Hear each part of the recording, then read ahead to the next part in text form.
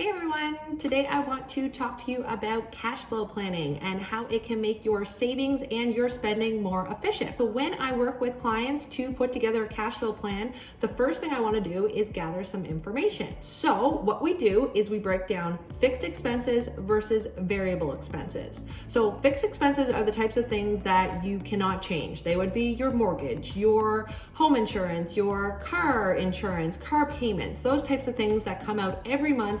No matter what, they are at a fixed expense every month that you're gonna be paying for. The second thing we look at are variable expenses, and those are the things like gas would be a variable expense, or things like groceries, going out, entertainment, all those things. Those are variable expenses. So the variable expenses are something that we can work on, whereas the fixed expenses are not. So when I look at a plan as a whole, we always want to take a look at the two and see where we can make improvements. So when we're looking at the fixed expenses, some things that we can take that we can do that will make improvements are when we look at our home insurances or our life insurance, those types of things. What a lot of people don't know is that by paying those premiums annually, you can actually save a lot of money. They do charge you to put through those monthly payments, and they add a bit of interest on there. So you can definitely save a bit of money by turning those payments into annual. And all you really have to do is just put aside that monthly payment that you would have had to previously, so that the money is there at the end of the year for the annual expense.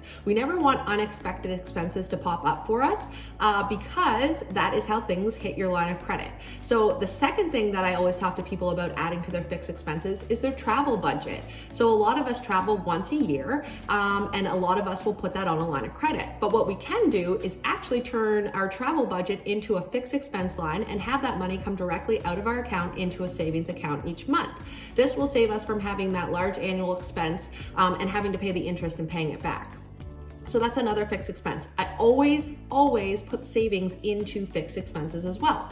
If you don't pay yourself first as a fixed expense, there's a very good chance that you're not going to have those savings at the end of the day. So the only thing that you really have control of are your variable expenses. And those would be the ones that you would take the full amount and then you could spend it as you'd like. So as a cash flow plan as a whole, that is exactly how I would gather the information and look at it. We'd also look at other inefficiencies that I might see inside of the plan. Sometimes we'll see somebody with a line of credit with a 12% interest rate, let's say, and then they'll have a tax-free savings account on the side with money in it that might only be earning a 6%. What you want to do in that case, and I know it hurts because it is our savings, is actually move that money on your from your tax-free savings account into your line of credit, because essentially you're going to be saving yourself 12% interest instead of earning only the 5-6% you might be earning on the tax-free savings account.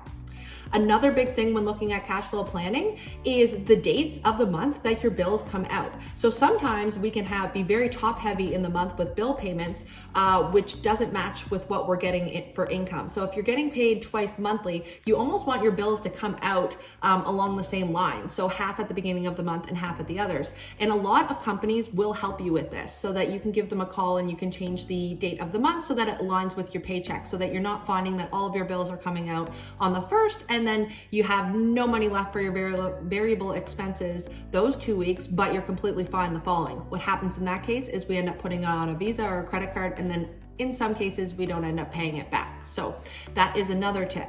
As I go through a cash flow plan, I do find other little tips and tricks as we go, but those are just a few that I wanted to share with you. If you have any questions or you want to get together to complete a cash flow plan, please contact me. My information is below, and always subscribe as well for my next video. Thanks so much.